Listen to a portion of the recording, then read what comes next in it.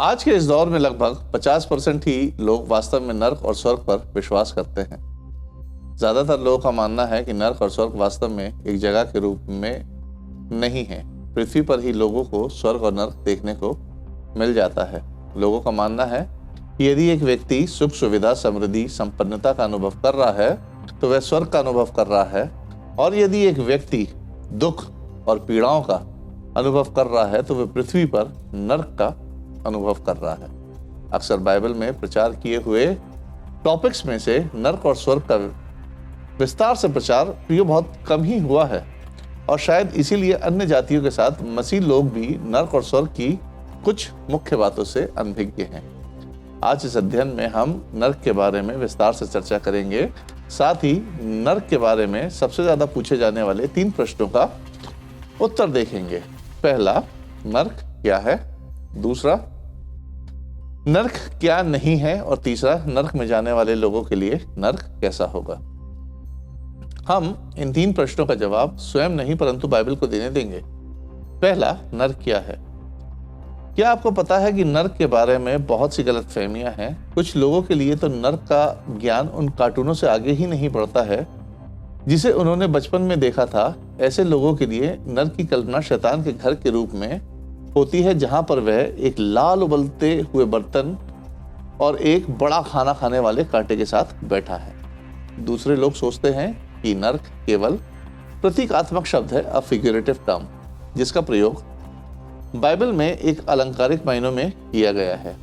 और कई लोग नर्क को तब तक पीड़ा का एक संक्षिप्त पड़ाव मानते हैं जब तक कि व्यक्ति का पूरी तरह से भस्म होकर उसका अस्तित्व ही समाप्त ना हो जाए। तो आइए प्रियो, इन सब गलतफहमियों के चलते हम इस प्रश्न का उत्तर देते हैं कि नर्क क्या है। सबसे पहले नर्क एक वास्तविक स्थान है। मत्ती रचित सुसमाचार के 5वें अध्याय और उसकी 29वीं आयत में यीशु मसीह कहते हैं, यदि तेरी दाहिनी आंख तुझे ठोकर खिलाए तो उसे निकाल कर अपने पास से फेंक दे, क्योंकि तेरे लिए यही भला है कि तेरे अंगों में से एक नाश हो जाए और तेरा सारा शरीर नर्क में न डाला जाए।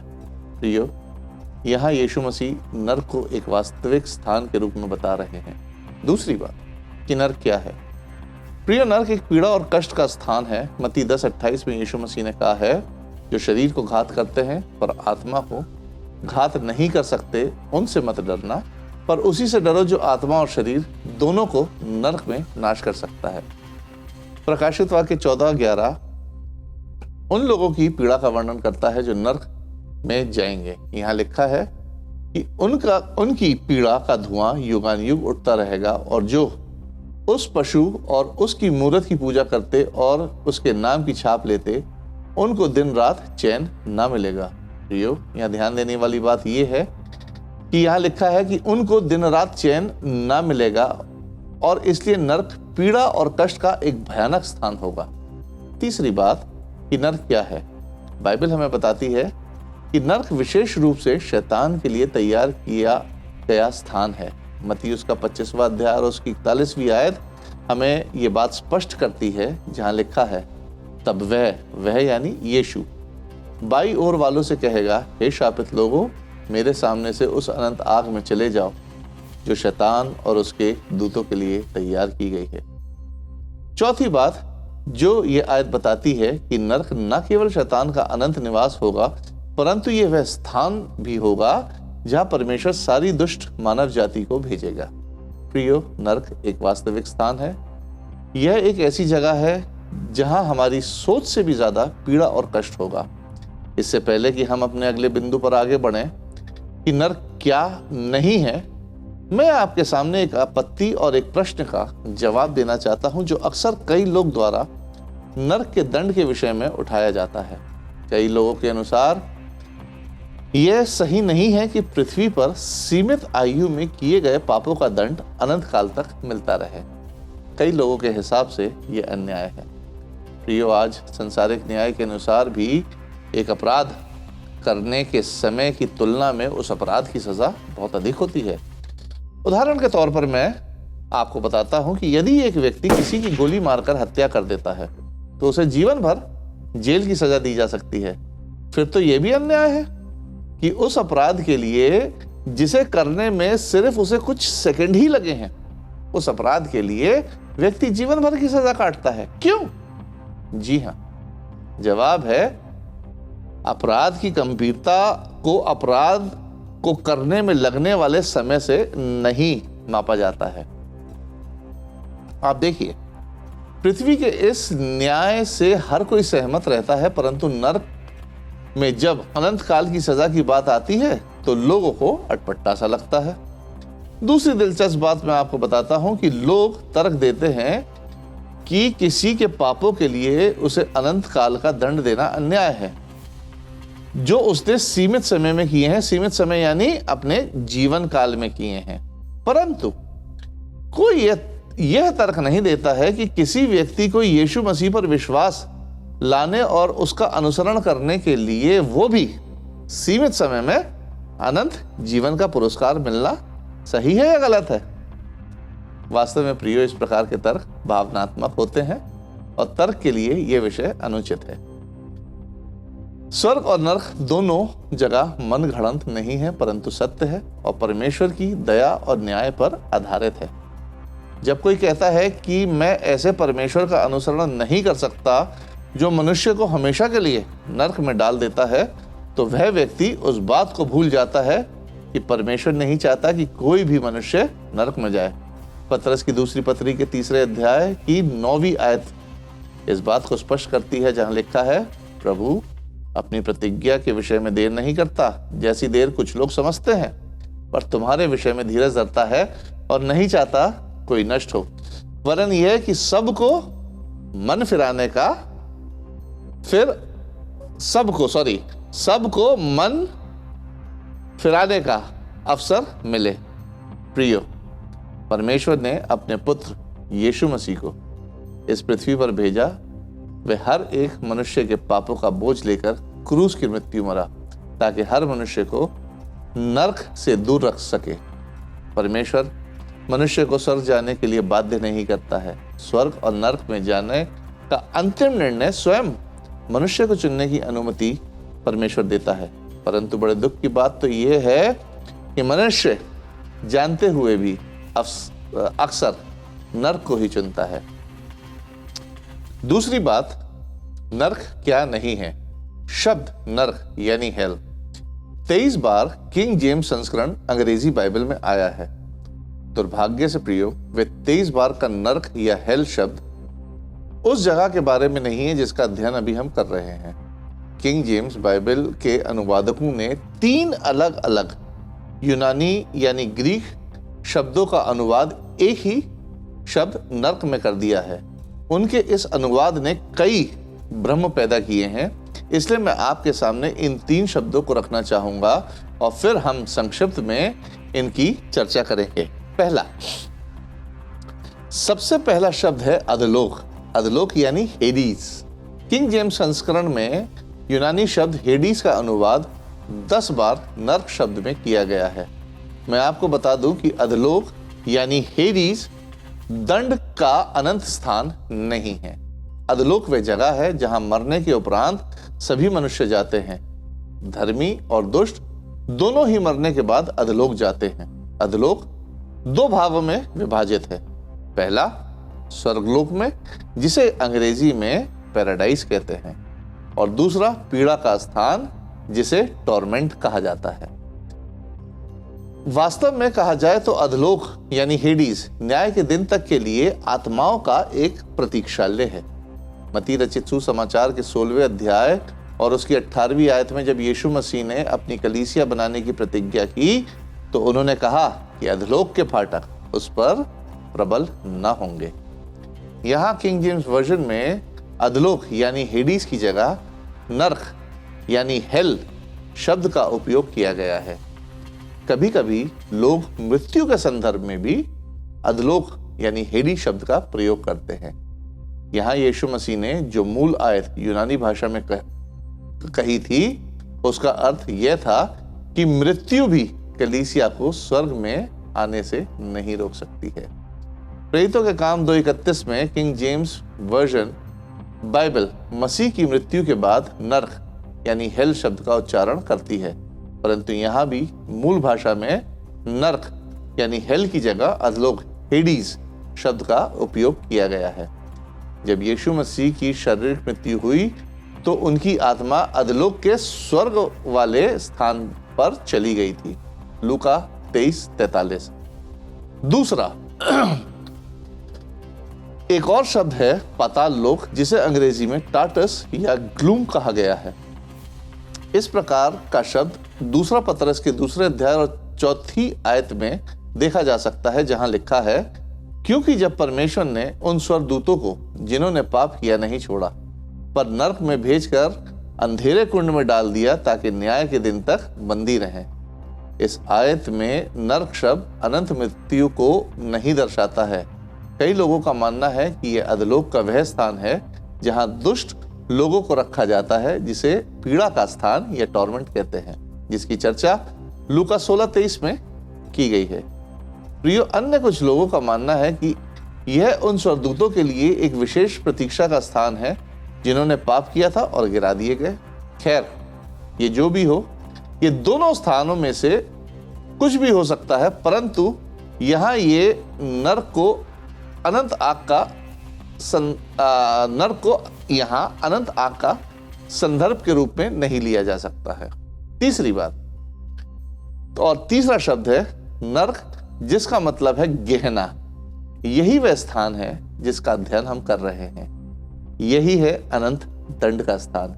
इसी जगह को नरक के रूप में संदर्भित किया जा सकता है। गहना शब्द का प्रयोग नए नियम में 12 बार किया गया है, जिसमें 11 बार तो यीशु मसीह ने स्वयं किया है। आइए अब हम अपने तीसरे प्रश्न पर चलते हैं, नरक कैसा होगा।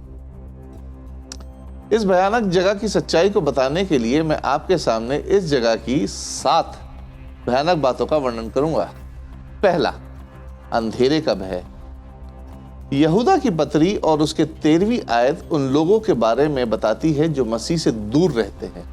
यहूदा कहता है, ये समुद्र के प्रचंड हिलकोरे हैं जो अपनी लज्जा का फेन उछालते हैं, ये डामाडोल तारे हैं। आगे देखिए क्या लिखा है, क्योंकि ये महत्वपूर्ण है इसलिए हमें ये देखना जरूरी है, जिनके लिए सदा काल तक घोर अंधकार रखा गया है।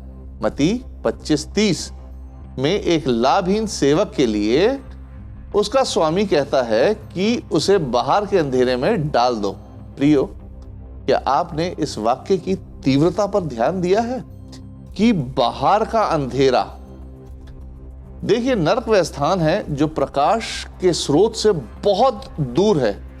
कई बार मैं सोचता हूं कि नरक में इतना अंधेरा क्यों होगा, और मेरा जवाब मुझे पहला यूहन्ना की पत्री उसके पहले अध्याय की 5वीं आयत में मिल गया, जहां लिखा है कि परमेश्वर ज्योति है और उसमें कुछ भी अंधकार नहीं।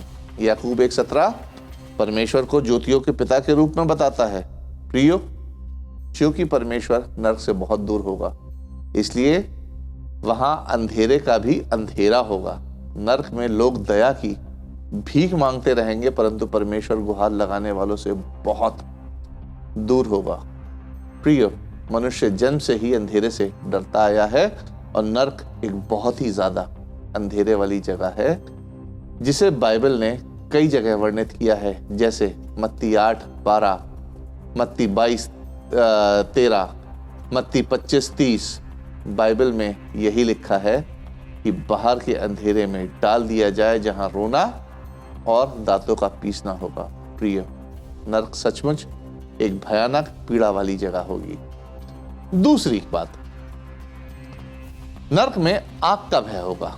नरक में भयानक आग जल रही है। मत्ती 25वें अध्याय में हम न्याय की एक झलक देखने को मिलती है। हमें न्याय की एक झलक देखने को मिलती है, जब प्रभु मनुष्य को दाहिनी ओर और बाईं ओर बांट देगा, और वह बाईं ओर वाले लोगों को कहेगा कि हे शापित लोगों, मेरे सामने से उस अनंत आग में चले जाओ जो शैतान और उसके दूतों के लिए तैयार की गई है। नरक की दूसरी भयानक चीज है वहां की भयानक आग, प्रियो, जो अनंत काल तक जलती रहेगी। कई लोगों का मानना है कि नरक केवल एक जलाए जाने का स्थान है, कि आप नरक में गए, जलाए गए और आपका अस्तित्व समाप्त। प्रियो, इस विचार को विनाशवाद कहते हैं, परंतु बाइबल हमें यह नहीं सिखाती है कि इस आयत को देखिए जो मरकुस रचित सुसमाचार 9वें अध्याय से ली गई है, 9वें अध्याय की 43वीं आयत से ली गई है। यहाँ ऐसा लिखा है कि यदि तेरा हाथ तुझे ठोकर खिलाए तो उसे काट डाल, टुंडा होकर जीवन में प्रवेश करना तेरे लिए इससे भला है कि 2 हाथ रहते हुए नर की आग में डाला जाए, जो कभी बुझने की नहीं, जहां उनका कीड़ा न मरता है और आग नहीं बुझती है। प्रिय, नर्क उस जगह के रूप में वर्णित किया गया है जहां कीड़ा नहीं मरता है। इसका मतलब क्या है? आम तौर पर जब किसी व्यक्ति की मृत्यु होती है तो उसके शरीर को दफन कर दिया जाता है, जहां कीड़े आते हैं और शरीर को खाकर पूरी तरह से नष्ट कर देते हैं और शरीर का वजूद समाप्त हो जाता है। परंतु नर्क में ऐसा नहीं होगा। नर्क में शरीर का वजूद बना रहेगा, वह कभी समाप्त नहीं होगा। आप बस जलते रहेंगे, परंतु आपके वजूद की प्रक्रिया कभी समाप्त नहीं होगी। प्रियो, इस अध्याय में बार बार यीशु मसीह इस बात को दोहराते हैं कि नर्क का कीड़ा नहीं मरता और आग नहीं बुझती है। प्रियो, नए नियम में नर्क कई बार आग से जुड़ा हुआ है, परंतु उनमें से नर्क की आग को एक भी जगह रूपक या अलंकारिक रूप से नहीं कहा गया है। नर्क की आग का संदर्भ सीधी भाषा में किया गया है, जैसे प्रकाशित वाक्य 1:60 में लिखा है कि डरपोक और अविश्वासी और घिनौने और हत्यारे और व्यभिचारी और टोना और मूर्ति पूजकों और सब झूठों का भाग उस झील में मिलेगा जो आग और गंधक से जलती रहती है। ये दूसरी मृत्यु है। प्रियो, नर्क में उन चीजों का भय होगा जो वहां नहीं होंगी। मुझे पता है कि हम उन चीजों की एक लंबी सूची बना सकते हैं जो नर्क में नहीं होंगी, परंतु इस अध्ययन के लिए मैं आपका ध्यान सिर्फ 2 चीजों पर केंद्रित करना चाहता हूं। पहला, नर्क में किसी भी प्रकार की दया नहीं होगी। प्रियो, क्या आपको पता है कि दया एक अद्भुत विचार है? तीतुस 3:5 में लिखा है कि हमारा उद्धार धर्म के कामों के कारण नहीं है, परंतु परमेश्वर की दया हमें बचाती है, और यदि कोई स्वर्ग भी जाएगा तो वह भी परमेश्वर की दया के कारण जाएगा। इसलिए प्रियो, नर्क की एक भयानक बात यह है कि वहां दया नहीं होगी। नर्क में कौन किसकी मदद कर सकेगा? किस पर दया दिखा सकेगा? कोई नहीं, क्योंकि वहां हर कोई पीड़ादायक स्थिति में होगा। एक समय सीमा में परमेश्वर हम पर दया करता है और वह समय अभी हमारे जीते जी है। परमेश्वर अपनी दया यीशु मसीह के माध्यम से हम पर करता है। जब हम यीशु मसीह पर विश्वास करते हैं, अपने पापों का प्रायश्चित करते हैं, डूब का बपतिस्मा लेते हैं और परमेश्वर के वचन का अनुसरण करते हैं और जीवन के अंत तक विश्वास योग सेवक की तरह बने रहते हैं, तब परमेश्वर की दया हमें नर्क से बचाती है। यह दया उन पर नहीं होगी जो नर्क में चले जाएंगे। दूसरी बात, नर्क में कोई आशा नहीं होगी। मान लीजिए कि आप नर्क में हैं और आपको पता है कि 1000 वर्षों के बाद एक और न्याय का दिन होगा जिसमें शायद आपको एक दूसरा अवसर मिल सके। शायद आपको रिहा कर दिया जाए, शायद आपको जमानत पर छोड़ दिया जाए, शायद किसी भी प्रकार की राहत आपको मिल सके। परंतु अफसोस की बात तो ये है कि ऐसा कुछ भी नहीं होगा। एक व्यक्ति के अनुसार जो कहता था कि नर्क इतना बुरा नहीं होता यदि वह केवल 1,00,000 साल के लिए होता। आप सोच रहे होंगे ये कैसा पागलपन वाला बयान है। प्रियो, इस व्यक्ति के अनुसार मुख्य बात यह है कि 99,999 वर्ष के बाद जो अगला वर्ष होगा वह उस भयानक जगह से बाहर हो सकेगा। इसका सीधा अर्थ यह है कि उस व्यक्ति को एक आशा होती, परंतु हकीकत यह है कि नर्क में किसी भी प्रकार की कोई आशा नहीं होगी। प्रियो, नर्क में किसी भी प्रकार की कोई दया नहीं होगी, कोई आशा दूर दूर तक नहीं होगी। चौथी बात, नर्क में यादाश्त का भय होगा। लूका रचित सुसमाचार के 16वें अध्याय में हम एक अमीर और गरीब लाजर की कहानी को पढ़ते हैं। गरीब लाजर परमेश्वर के प्रति विश्वास योग्य था, परंतु धनी व्यक्ति अपनी संसारिक अभिलाषा में मौज मस्ती ले रहा था। ये दोनों ही व्यक्ति मर जाते हैं। गरीब विश्वास योग्य स्थिति में मरता है और अमीर खोई हुई स्थिति में मरता है। मैं चाहता हूं कि आराम से आप इस घटना को आराम से पढ़ें। आइए हम याददाश्त से संबंधित इस घटना का एक अवलोकन करते हैं। प्रियो, इस कहानी में हम देखते हैं कि अमीर जो बिना उद्धार के मरा, उसने अपनी आखिरी सांस पृथ्वी पर ली और मृत्यु के उपरांत उसने अपनी आंखें अधोलोक के पीड़ा के स्थान यानी टॉर्मेंट में खोली। यहां यह व्यक्ति अभी तक अनंत आग यानी नरक में नहीं गया है, परंतु मृत्यु के उपरांत से ही उसकी पीड़ा शुरू हो गई है न्याय के दिन तक के लिए, और उसकी पीड़ा का यह संकेत है कि वह हमेशा के लिए नरक में डाल दिया जाएगा। प्रिय, मैं चाहता हूं कि आप इस बात पर ध्यान दें कि अधोलोक जो न्याय के दिन तक के लिए प्रतीक्षा का स्थान है, वहां पर से ही अमीर व्यक्ति ने दया और राहत की भीख मांगना शुरू कर दिया था। प्रियो, कभी कभी मैं सोचता हूं जो नास्तिक हैं या जिन्होंने यीशु मसीह पर विश्वास लाने से इनकार कर दिया है, जब वे मरेंगे और अपनी आंखें अधोलोक के पीड़ा के स्थान में खोलेंगे तो वे सोचेंगे कि पृथ्वी पर उनकी सोच कितनी गलत थी, परंतु उस समय तक बहुत देर हो चुकी होगी। यहां मैं आपको याददाश्त के भय के बारे में अवगत कराना चाहता हूं। जब अमीर व्यक्ति ने दया की गुहार की, तब लूका 16 की 25वीं आयत में अब्राहम कहता है, हे पुत्र स्मरण कर। प्रिय, यह प्रश्न ये उठता है कि अधोलोक में उसे कौन सी बातें याद थी? जी हाँ, उसे अपनी पूरी भौतिक जीवन की बातें याद थी, अपनी संपन्नता और समृद्धि की बातें याद थी, उसे अपने स्वार्थी जीवन की बातें याद थी। उसे यह याद होगा कि उसने परमेश्वर के बारे में जानकारी दी गई थी, परंतु संसार से, अपने धन से, अपनी प्रतिष्ठा से प्रेम के कारण उसने परमेश्वर की आज्ञा के ऊपर चलने से इनकार कर दिया होगा। प्रियो, उसने पृथ्वी पर के जीवन की अपनी पूरी बातें उसको याद होंगी। प्रियो, एक कहावत है, यदि जीवित लोगों को वह सब पता हो जाए जो मृतक लोगों को पता है, तो पूरी दुनिया यीशु मसीह को ग्रहण कर लेगी। मैं चाहता हूं कि आप मेरे साथ विचार करें कि बिना उद्धार के मरना और आग में जलना कैसा होगा, वो भी अपनी पूर्ण याददाश्त के साथ। उस समय शायद आप उन सभी अवसरों को याद करेंगे कि आपको परमेश्वर का वचन किसी न किसी जरिए से सुनाया गया था।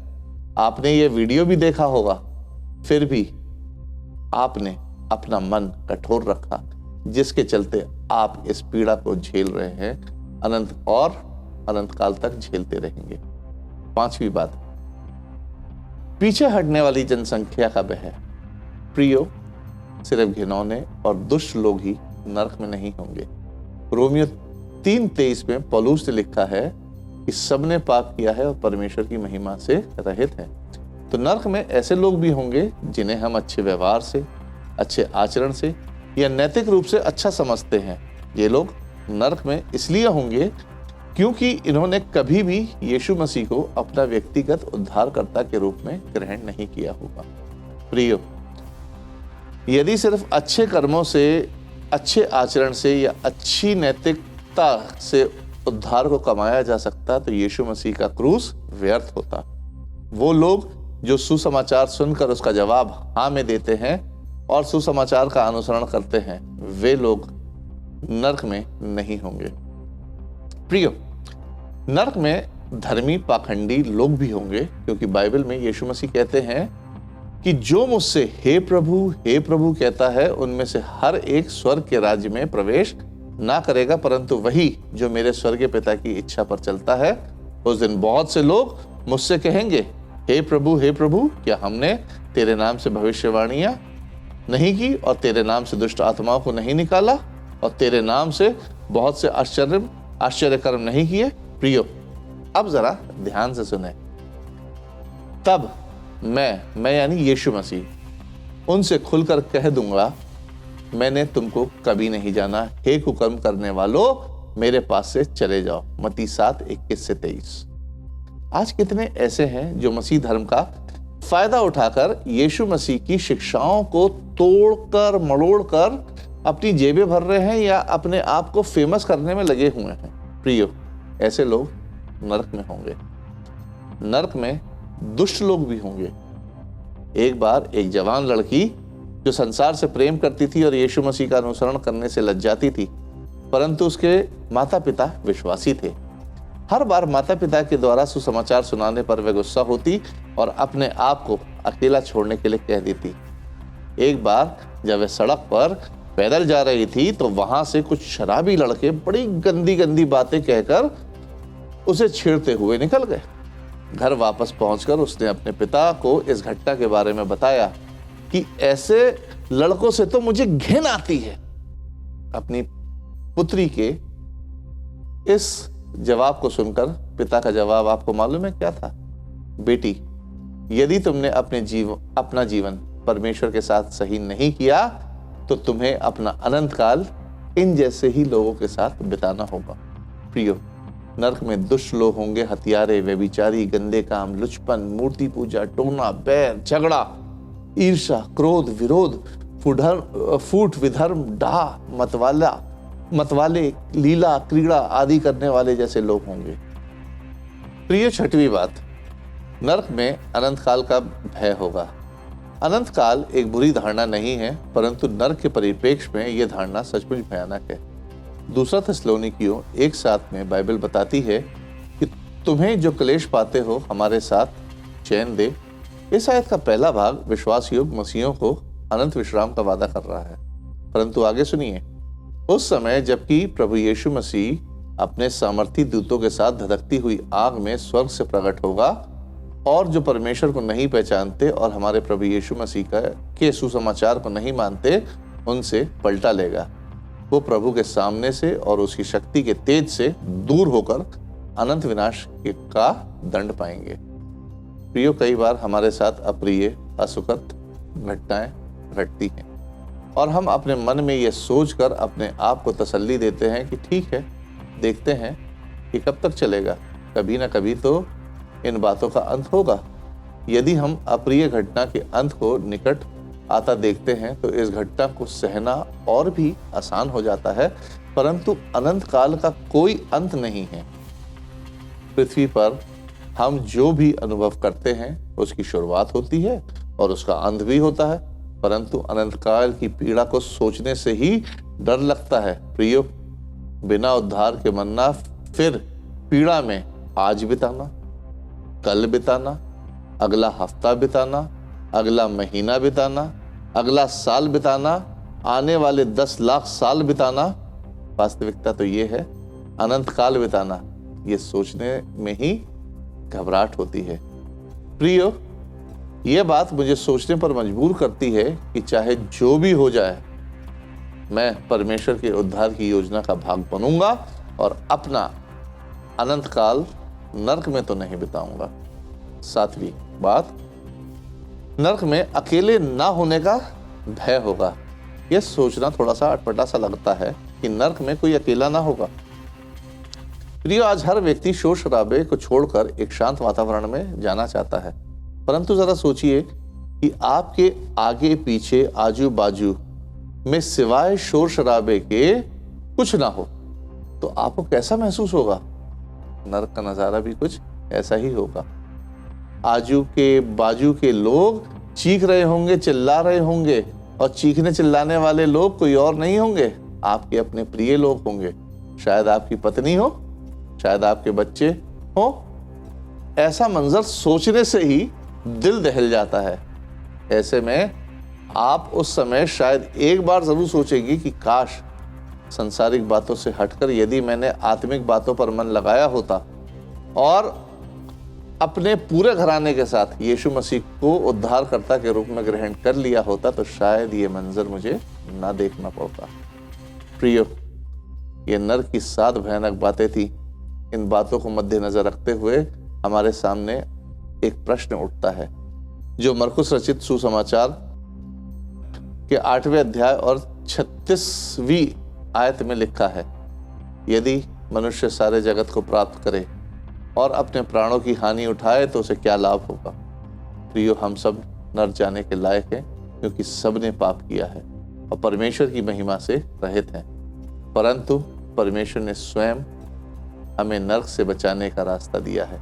इफिसियों की पत्री उसके 2 अध्याय की 8वीं आयत में लिखा है, क्योंकि विश्वास के द्वारा अनुग्रह ही से तुम्हारा उद्धार हुआ है, और यह तुम्हारी ओर से नहीं वरन परमेश्वर का दान है।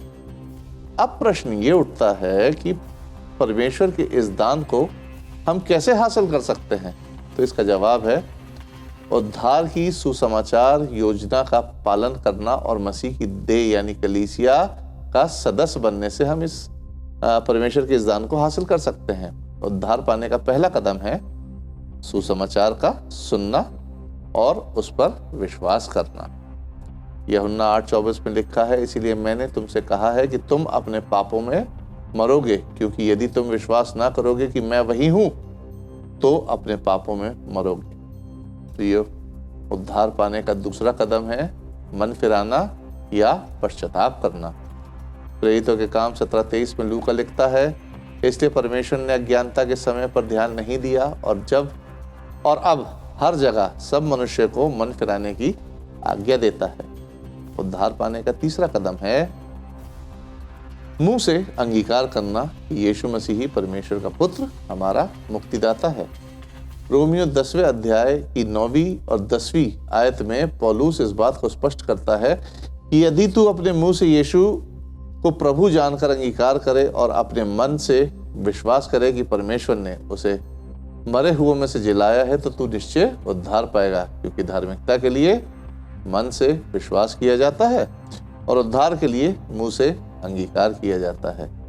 और उद्धार पाने का अंतिम और चौथा मुख्य कदम है पापों के पश्चाताप के लिए पिता, पुत्र और पवित्र आत्मा के नाम से डूब का बपतिस्मा लेना। पहला पतरस 3:21 में लिखा है, उसी पानी का दृष्टांत भी अर्थात बपतिस्मा यीशु मसीह के जी उठने के द्वारा अब तुम्हें बचाता है। इससे शरीर के मैल को दूर करने का अर्थ नहीं है, परंतु शुद्ध विवेक से परमेश्वर के वश में हो जाने का अर्थ है। प्रियो, इन 4 चरणों को पूरा करने के बाद प्रभु आपको अपनी कलीसिया में जोड़ देता है, और यदि आप अपना जीवन विश्वास पूर्वक जीते हैं तो आपको स्वर्ग में अनंत जीवन का पुरस्कार मिलेगा। और इस पृथ्वी पर जितनी रातें आप सोएंगे उन रातों में आप चैन से सो सकेंगे, क्योंकि अधोलोक के फाटक आप पर कभी प्रबल नहीं होंगे, क्योंकि आप परमेश्वर की कलीसिया का भाग बन चुके होंगे। परमेश्वर अपने वचन को आशीष दे। आप सभी को जय मसीह।